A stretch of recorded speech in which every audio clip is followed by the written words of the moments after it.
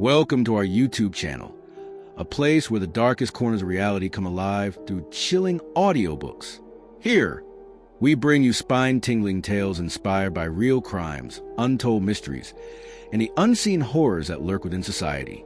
So, sit back, turn off the lights, and prepare yourself for another terrifying journey into the unknown. In the quiet heart of Carmarthenshire, Wales, surrounded by whispering oaks and mist-covered gardens, stands Aberglasney House, a place as beautiful as it is cursed. For centuries, poets have written about its elegance, historians have admired its architecture, and travelers have wandered through its restored gardens in awe.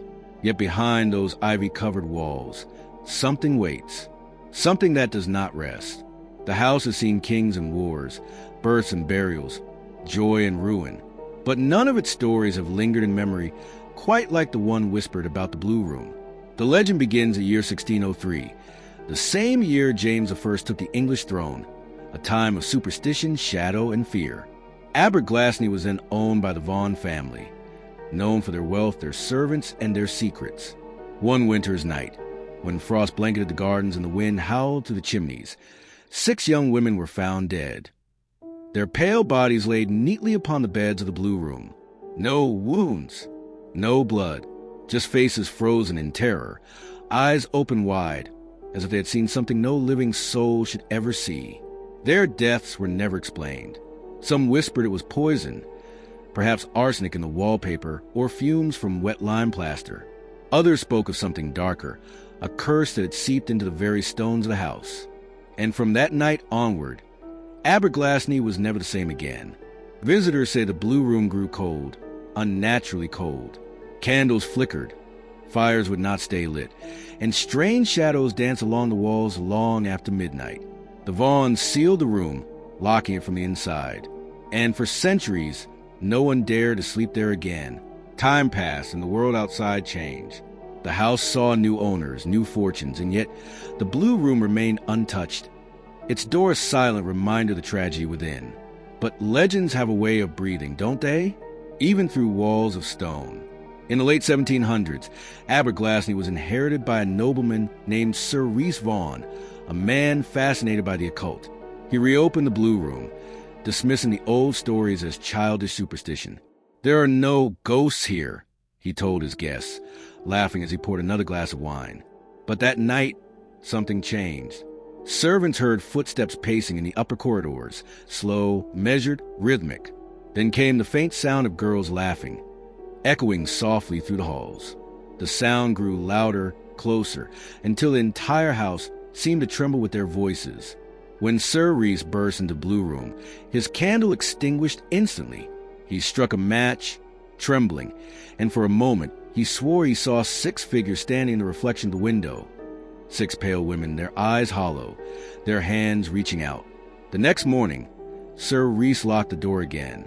He never spoke of it, but those who worked for him said he never slept soundly after that night, always checking his windows, always turning to look behind him, as though someone followed.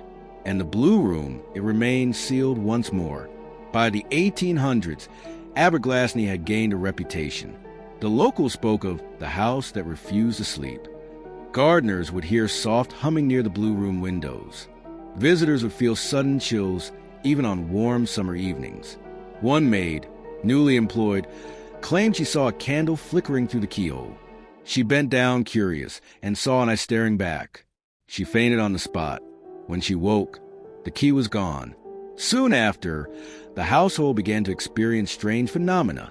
Clocks stopped precisely at 3:03 a.m. Doors opened by themselves. The scent of lavender, the perfume once used by the 6 women, would drift through the halls without warning. Letters written by guests of the era still exist, describing the unbearable cold of the Blue Room and the sensation of being watched. One guest wrote, "It feels as though the walls remember, and that memory is not kind." Then came another tragedy. A governess, staying in a room out of defiance, was found lifeless in her bed the following morning. No marks, no struggle, her expression eerily peaceful, just like the 6 before her. From that day, the Blue Room was sealed permanently. No one entered again for over 100 years. In the mid-20th century, Aberglasney fell into ruin. The once grand mansion became overgrown with ivy and rot, its beauty hidden beneath decades of neglect. But the locals never forgot. In 1959, a small team of historians visited to catalog the estate before its planned restoration. Among them was Dr. William Hargreaves, a professor of architecture with a passion for folklore. When the team reached the Blue Room, they found the door swollen shut. It took 3 men to force it open. The air that escaped was thick and cold. Unnaturally so. The smell of mildew and age was overpowering. Dust covered everything, and the blue paint had long since faded to a pale gray. But there was something else. 6 indentations on the floorboards, perfectly aligned, side by side, as though beds had once stood there for 6 sleepers who never woke. Dr. Hargreaves wrote in his journal, "It feels wrong in here. The room hums, as if vibrating under skin. I do not believe in ghosts, but I cannot explain what I feel." That night, the team camped on the grounds. One of them, a young photographer named Lucy, awoke to the sound of singing. It was faint, like a lullaby, drifting from a house. She followed it, barefoot across the dew-covered grass, until she stood beneath the Blue Room window.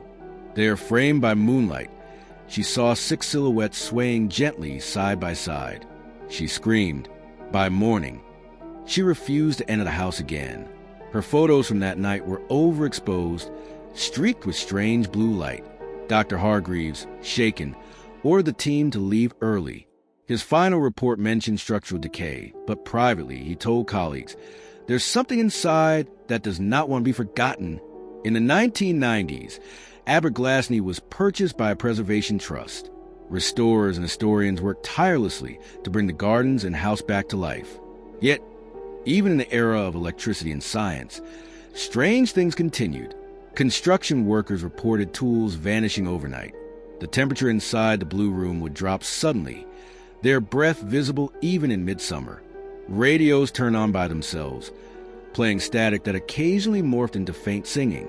One worker, named Evan, refused to go back after he saw a woman in an old-fashioned gown standing by the Blue Room doorway. She smiled at him, kind, gentle, and then vanished as he blinked. When shown a historical portrait of the Vaughan family later, he turned pale. He pointed to one of the 6 women. "That's her," he whispered. "That's the woman I saw." As the house neared completion, the restoration manager in Griffith decided to spend one night inside, as a symbolic gesture that the old legends no longer had power. She chose, of course, the Blue Room. At exactly 3 a.m., the alarms in the house triggered.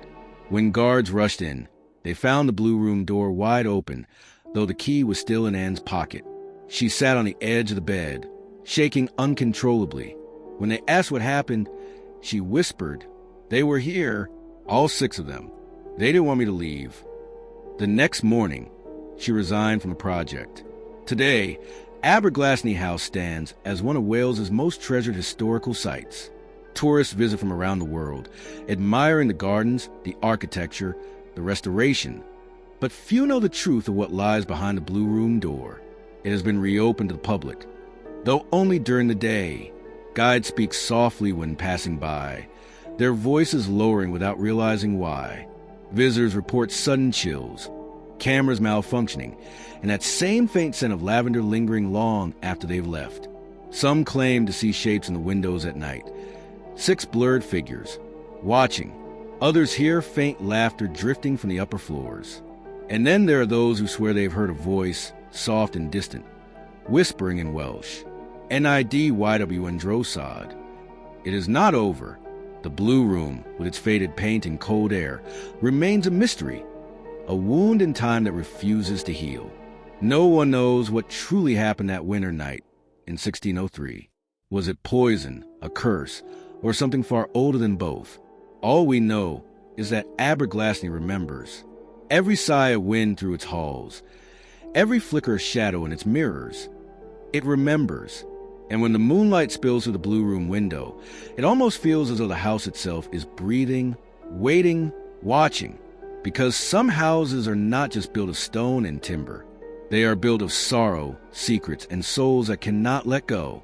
And in Aberglasney House, Those souls still whisper through the walls,